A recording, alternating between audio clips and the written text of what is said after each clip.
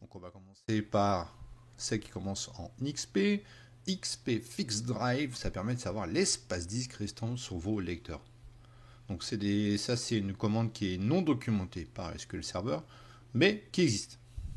XP Reader Log aussi super pratique, ça va lire le journal des erreurs log de SQL Server. Il y a aussi XP CMD Shell qui est pas mal utilisé. Ça engendre une commande d'environnement Windows DOS, transmet une chaîne de caractères à traiter.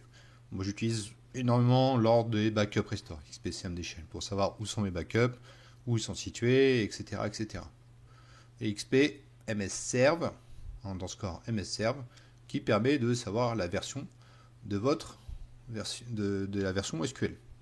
D'accord, donc il y a un petit lien, je vais vous montrer juste après, qui permet de. C'est un lien super intéressant qui permet de savoir la liste des procédures stockées ou des fonctions utiles de configuration non documentées par SQL. D'accord. Allez, on voit ça en démo. Je vais vous montrer le lien dans la démo. Donc, ouais, c'est ça le lien où je vous ai mis là où il y a toutes les procédures sur les procédures non documentées par Microsoft SQL Server. Donc on peut voir ce que j'ai dit dans la démo d'avant, la démonstration, que on peut voir XP Reader Log, XP Fixed Drive, etc., etc. On voit qu'il y en a pas mal, mais là, par exemple, Reg, ça va écrire des, euh, des, des modifications à base de registres, etc., etc. On y a aussi tout ce qui est en SP. Hein. Ici, on verra ça dans ces sections suivantes. Mais on peut voir qu'il y a pas mal de procédures qui ne sont pas documentées par SQL Server. D'accord. Donc, on retourne dans notre démo. Première, XP Read Error Log. Mon anglais est toujours aussi magnifique. Donc, je vais créer une connexion SQL Server qui va échouer. Donc, on va faire moteur base de données. On va faire une authentification SQL Server.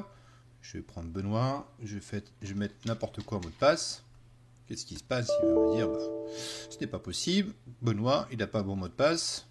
Tu restes à la maison. Ce qu'on va faire, on va pouvoir les erreurs qu'il y a dans le journal log du moteur SQL, de SQL Server. On fait un XP d'erreur log, on va tout en bas et on voit que le log, la connexion de Benoît, ici, Benoît, login fail for user Benoît, raison mot de passe ne correspond pas à la commande spécifiée. D'accord. Donc c'est super pratique pour voir les erreurs qui peuvent arriver sur SQL Server. Toutes les tentatives de connexion, qu'est-ce qui a été changé, on peut voir énormément de choses dans le journal des logs. D'accord.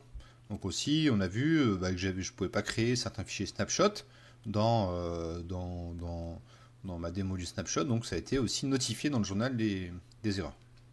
Donc n'oubliez jamais XP Reader Log qui peut être super pratique dans certains cas. XP CMD Shell, je veux voir ce qu'il y a dans mon répertoire backup. Si je n'ai pas accès à ce backup sur le serveur, sur un autre serveur distinct, comment je fais pour y accéder via le SQL? Donc je peux faire un XP CMD Shell qui par défaut n'est pas activé par sécurité. Donc il faudra l'activer. XP CMD Shell, il faut ouvrir une chaîne de caractères et faire un bon vieux dire comme en DOS et me dire dans ce répertoire qu'est-ce qu'il y a dans le D backup.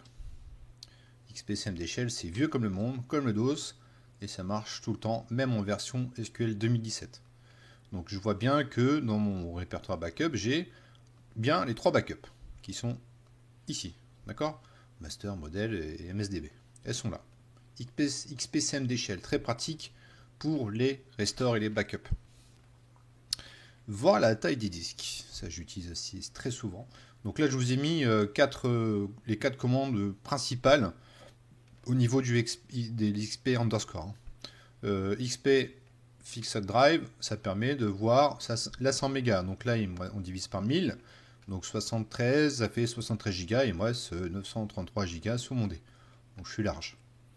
Donc c'est assez pratique pour, si vous développez ça sur un reporting services, de mettre un petit XP Fixed Drive, vous recevez vos rapports tous les jours pour voir l'espace disque restant sur vos disques. XPMS, vers XPMSVR, c'est assez complet parce que ça nous permet de voir la version. Donc 14, là c'est SQL 2017. D'accord? Donc il y a la langue, elle est bien en français. Et on peut voir aussi le nombre de la mémoire, comment on a en mémoire, comment on a de processeur. On a quand même pas mal d'infos via juste cette toute petite commande. D'accord? Donc XPMSVR. Ça, ces 4 commandes je les utilise très très souvent dans mes tâches d'administration. D'accord? Donc essayez de les retenir. Allez, on passe à la section suivante.